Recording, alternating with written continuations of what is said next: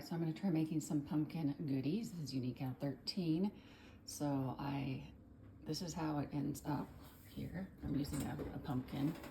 So this is what I did with the other half of the pumpkin. Put it in the oven, and it's got a little bit of water in there.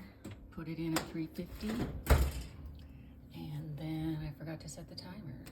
Set the timer for about, it said an hour and a half, but the last one cooked a little too much. So I'm gonna do it for about an hour and 10 this time, and then check it and see if it's soft enough. So then when you pull it out, you let it cool off a little bit. Then I scoop it out like this, and then I put it in the blender, and then I whip it up. Then I take this off, and I basically bring this over here, and then I've got a big sieve and lined paper towel, and then I dump it inside of here, and then you have to let it drain for a couple hours because, as you can see, it holds a lot of water.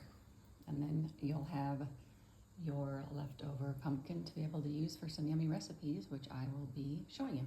Okay, so I got all of the pumpkin puree out of the pan and got it out of the paper towels and put it into the silicone cupcake bins, because this way I can freeze this and it'll last a lot longer. If you put it in the refrigerator, it only lasts like a week. If you put it in the freezer, it lasts a lot longer. And that way you can just pop these out once they're done and then use them to make other stuff. So the good news is we still have the other half of the pumpkin right here.